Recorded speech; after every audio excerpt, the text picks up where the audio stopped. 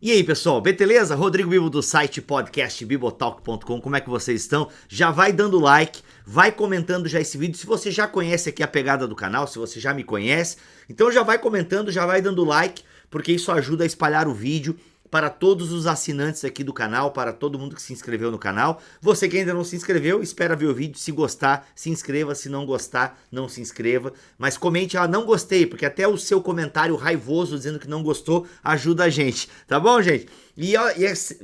Cara, aperta no sininho, sério, para receber as notificações. E, mano, espalha esse vídeo aí nas suas redes sociais, nos seus grupos de WhatsApp, caso você goste, caso você ache pertinente. Porque a gente não paga, né? A gente não tem publicidade paga. A maneira de nós crescermos, a maneira de nós alcançarmos mais pessoas com conteúdo é com o like de vocês e com a divulgação de vocês. E com o comentário também. Beleza, gente? Olha só.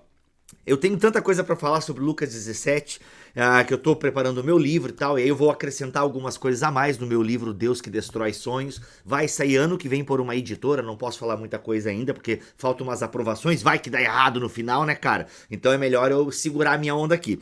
Mas, gente, Lucas 17, Lucas, mano, Jesus, ele fala uma coisa que tem muito a ver com a comunhão da igreja. Aliás, né, o que Jesus faz é sempre comunitário, né? Porque isso reflete a Trindade. A Trindade é pura comunhão.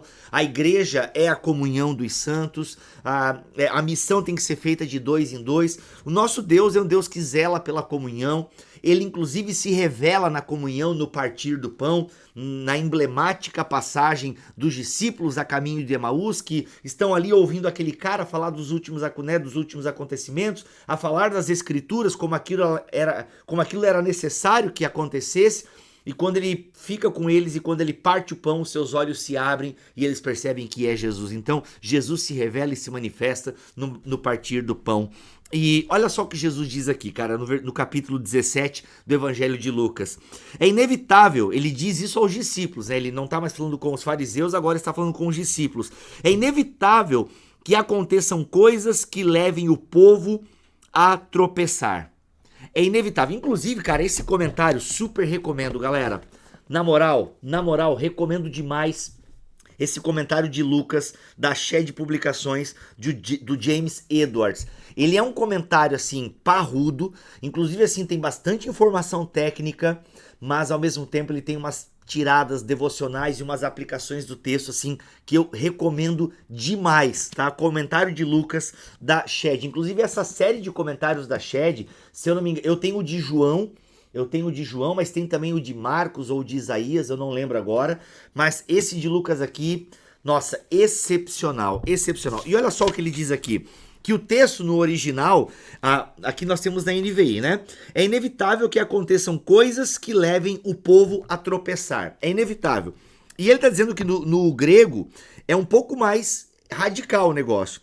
É impossível que não venham os escândalos. É impossível. Isso, cara, é fantástico a gente entender e ouvir Jesus falar isso, porque nós hoje em dia, e principalmente em tempos de pandemia, onde a gente, né, muitos não estão mais congregando, não estão frequentando a igreja local, ou porque a igreja não está oferecendo o culto presencial, ou porque tem medo de ir à igreja. Eu sou um que ainda não fui no culto presencial, mesmo já tendo pego a Covid, né? Tecnicamente estou imune, ainda que um caso em Hong Kong aí pode apontar para uma reinfecção, mas eu vou começar a arriscar vir nesse domingo e tal. Por quê? Porque realmente eu cheguei num ponto, eu e minha esposa, que a gente não aguenta mais ficar longe da comunidade local. O fato de nós termos ficado um pouco afastado da igreja local, claro, vendo os cultos online, algumas, né, eu ainda pregando aqui, dando estudo bíblico na igreja, mas tudo online, mano, isso causa um buraco na alma da gente. A gente não vai trazer as crianças, mas eu vou vir um domingo, a Xanda que também já pegou, né, vai vir um outro, porque, mano, a gente precisa ter o contato. E muita gente talvez tenha gostado disso, desse distanciamento social, dessa relação meramente online. Porque numa relação meramente online, eu seleciono aquilo que eu quero. E ao selecionar o que eu quero, eu não quero indisposições. Eu não quero, sabe, ter conflitos. Cara, não existe. E Jesus está prometendo isso aqui para nós, né? No sentido de que, gente, é inevitável que aconteçam coisas que levem o povo a tropeçar. Ou É impossível que não venham escândalos. É impossível. Agora, é claro, o fato de que vai acontecer coisas desagradáveis na comunidade não isenta aquele que faz a pataquada, como o texto continua, tá? Mas ai da pessoa por meio de quem elas acontecem. Então, existe uma responsabilidade. Alguém é responsabilizado pelo problema que acontece na comunidade. Por quê? Não são problemas esotéricos, não é o demônio, né, gente? É um problema da comunhão, por quê? Porque quando pecadores vivem juntos, tretas acontecem. E Jesus está dizendo que isso é inevitável e a gente não pode fugir disso. Então, os primeiros 10 versículos de Lucas, ele vai trabalhar muito essa ideia. E olha só o que o Edwards, ele fala aqui nesse comentário dele, cara. Olha só, me permitam ler aqui, galera, olha só. Jesus adverte com essa advertência que é inevitável que tretas irão acontecer. Jesus adverte os discípulos que é inevitável que a comunidade cristã seja uma comunidade falha. Ou seja, a igreja local vai pisar na bola. Vai acontecer. Porque pecadores, gente, juntos, dá treta. É normal, ok? De certa forma, não é que é normal. Acontece. E vai acontecer, tá? Então, o que acontece? Jesus está dizendo assim, olha, gente, é inevitável que a comunidade cristã seja uma comunidade falha, mas não, por meio disso, uma comunidade falsa.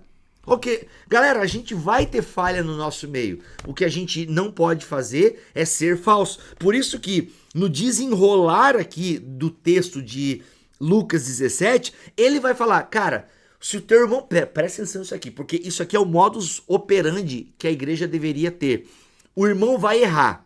E ele errou. E é um erro que acontece de pessoa para pessoa, ou o cara fere a comunidade, se é o líder.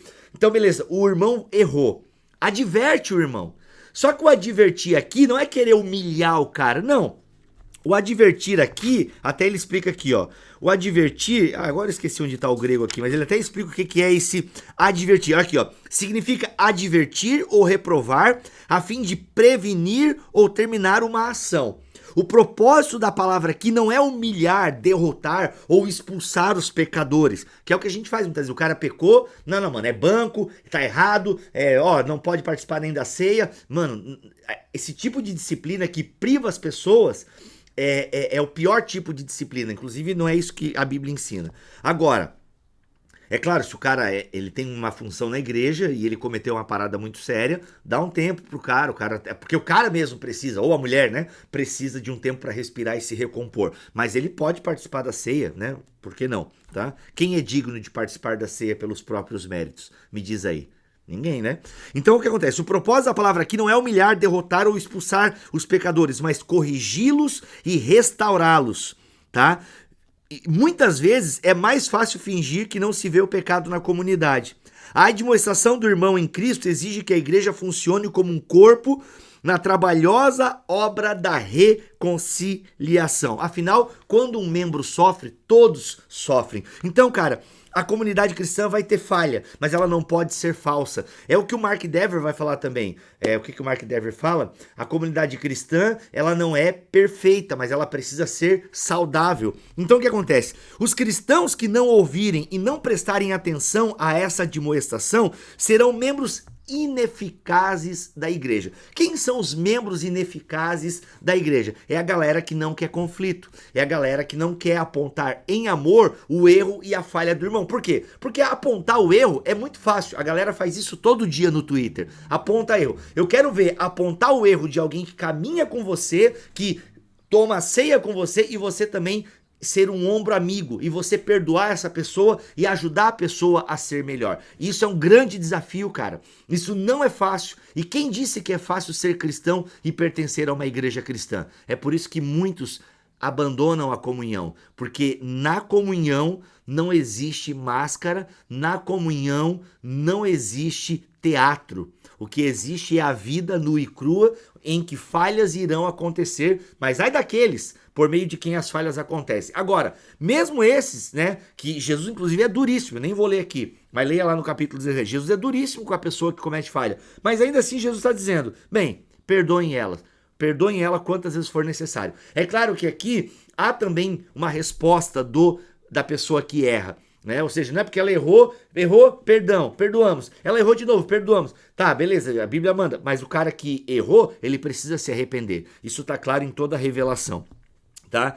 Então, cara, assim, é muito interessante. É muito interessante isso. Como é que ele vai ser um membro ineficaz? Porque ele não vai para o conflito que resolve a situação. Tá? Então serão membros ineficazes da igreja, pois estarão sob a ilusão de que a verdadeira igreja é uma igreja perfeita. E eles, não encontrando essa igreja perfeita, ficarão mudando de comunhão em comunhão, cada vez mais desiludidos, porque é inevitável que aconteça tretas na igreja e nós precisamos ter coragem, nós precisamos ter humildade, nós precisamos estar fincados na palavra de Deus, porque, gente, a régua de Jesus é a seguinte: perdoa os nossos pecados, ó Pai, assim como nós perdoamos quem nos tem ofendido. A régua de Jesus é essa. E meus irmãos, minhas irmãs, a vida em comunhão é treta, a vida em comunhão tem muitas dificuldades, por isso, sejam submissos uns aos outros. Sabe, considerem o outro superior a si mesmo e amemos não só de palavras, mas de atitudes. Cara, que capítulo poderoso, porque assim, e outra, né, e aí eu faço um outro vídeo ampliando mais o conceito, mas Jesus ainda vai contar aqui uma metáfora, que alguns até chamam de parábola, que é a do servo inútil. Cara, se você perdoa, se você exerce a sua fé, né, que é o contexto do capítulo 17 aqui nos primeiros 10 versículos, se você faz isso, se você obedece a Jesus, perdoando o seu irmão, se você obedece a Jesus, advertindo o irmão do seu erro, confrontando-o em amor e perdoando ele e tentando restaurá-lo à comunhão, então, parabéns, você não fez mais que a sua obrigação. Somos apenas servos inúteis. Que Deus nos abençoe e nos ajude a termos uma comunhão verdadeira na igreja, tá? Porque, gente, e mais do que nunca, a gente não pode deixar, sabe? Até alguém comentou esses dias, né? Duas coisas que eu acabei de ver. A primeira, se alguém falar mal de você, cara, não fique chateado. Você é muito pior do que a pessoa falou. O Spurgeon falou essa, segundo eu vi na internet, né? Seja o Spurgeon ou não, eu acho muito verdadeiro isso. Olha, se falarem mal de você, não fique chateado. Você é pior do que aquilo que a pessoa falou. E a outra coisa, gente, é a seguinte: a Netflix pode ter substituído a videolocadora, né? O EAD está cada vez crescendo mais e talvez um futuro próximo substitua, né, as aulas presenciais. Inclusive, muita gente agora percebeu que não precisa ter um escritório, que cada pessoa pode trabalhar home office e quem sabe só alugar um coworking para ter uma reunião.